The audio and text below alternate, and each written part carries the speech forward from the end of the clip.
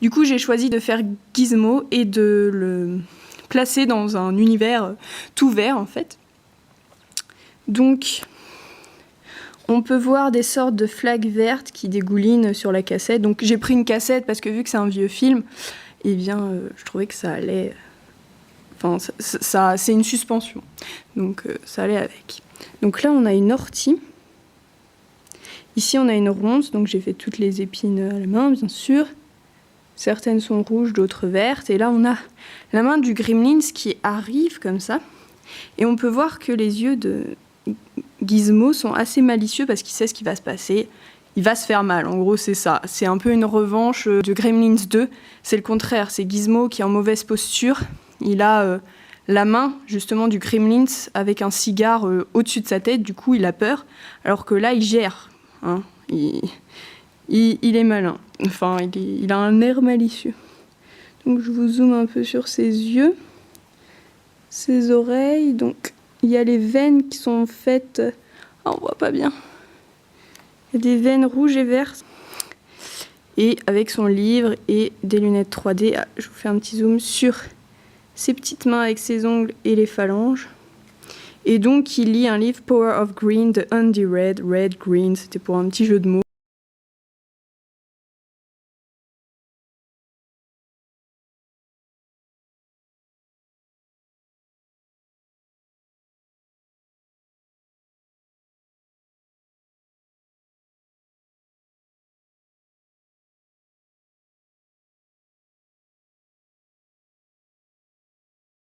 Tiré du film La Mouche, donc de Cronenberg, parce qu'il y en a un avant qui s'appelle La Mouche Noire, et donc c'est celui-ci. Donc là, on peut retrouver, je vais commencer par là, La Mouche, en fait, écrit en anglais, parce que j'avais pas la place, clairement, de mettre mouche, hein, donc fly.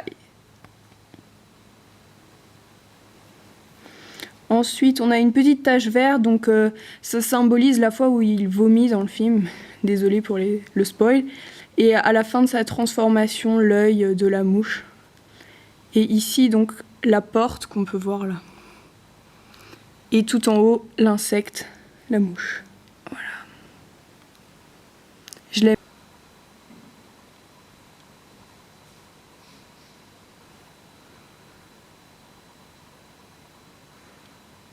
C'est un croquis de Jean-Charles de Casteljabac.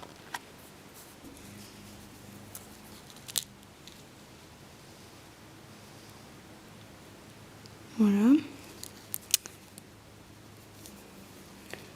Donc le titre c'est Killing Moon de ce croquis. Je l'ai choisi parce que justement il y a une chanson qui s'appelle Killing Moon que j'adore. Donc on a un petit truc en chenille rouge, bleu et jaune. Et une perle rouge, bleu, jaune.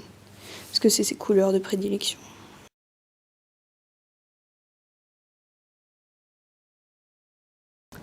Bon, je m'excuse, j'ai pas eu le temps de finir celui-là. J'avais plus assez de lichen. J'ai fait 2 fleurs, mais j'arrive pas à les retrouver aussi pour garnir un peu l'herbe. Je fais également 2 petits champignons. Donc ça c'est pour le... Mais là, je vous avoue qu'en fait, le puits, je l'avais commencé depuis un moment. La création quand même, c'est plus les 2 animaux. Donc on a un petit agneau qui dort avec les sabots. Donc là je le prends parce qu'il n'est pas collé. Avec la queue. Voilà. Donc là on a la langue.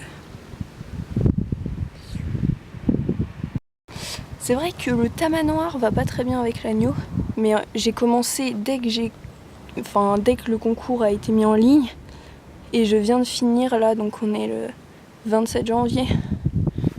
Oui, janvier, février. Février quand même. Donc voilà. Je peux pas vous montrer tous les détails là, j'ai qu'une main à moi. L'œil, l'oreille, enfin voilà. Vous voyez à peu près. Hop.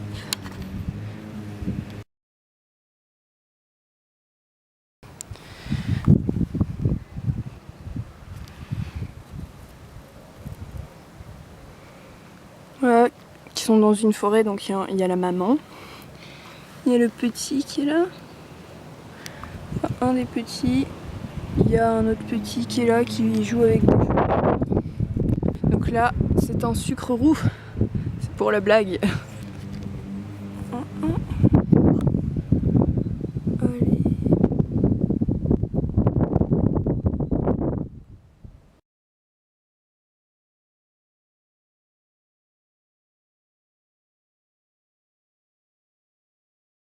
Donc celle-ci déjà, ça me représente. Ça a quelque chose de très artificiel. Et là, c'est quelque chose de très naturel. Alors je trouvais le contraste assez intéressant entre, disons, mon monde et plutôt celui de sucre roux. Donc j'ai fait une peinture et pas un renard en fimo, tout simplement parce que Sugar Charm Shop a fait un renard en fimo et que pour ma conscience, pour ma culpabilité, ayant vu le tuto, je préférais ne pas faire un renard. Donc pour le thème sucre roux, j'ai fait un collier. Donc à la main, tout a été fait à la main, tous les petits trucs. Donc je suis désolée pour la tondeuse. C'est un aigle avec plein de plumes. Ils sont pas forcément géniales, mais c'est la première fois que je faisais des plumes en fimo. Enfin, un animal avec des plumes. J'ai déjà fait une plume comme ça, mais jamais. Donc, de l'autre côté, voilà. Et des petits trucs comme ça, donc avec des fleurs, des motifs, on sait pas trop ce que c'est, enfin je sais pas, juste pour...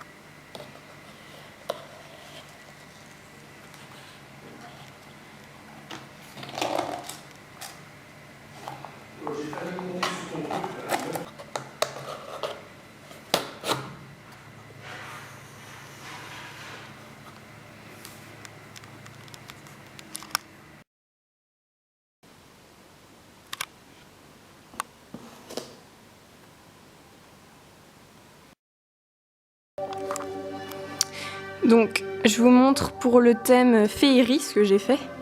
Donc, c'est une sorte de méchante fée avec un spectre.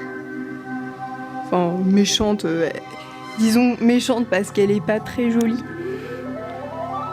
Mais... Donc, il y a également le thème mode. Donc,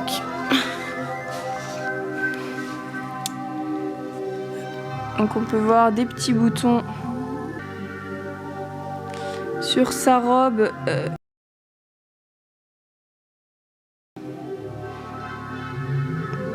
Voilà, main avec phalange et les ongles. Donc les ailes, elles sont faites avec de la colle.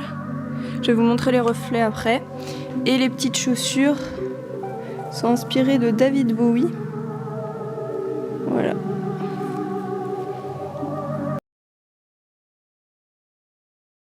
Vous pouvez voir le même fil vert autour des ailes. Pareil avec des reflets. Soucoupe volante. Enfin, moi je la trouve grande, elle est lourde. En fait j'ai fait ça avec un saladier. Donc on a plusieurs nuances. Donc là en fait c'est du vitrail autour de couleur cuivre. Là pareil on a du vitrail bleu. À l'intérieur on peut mettre une bougie qui fait un superbe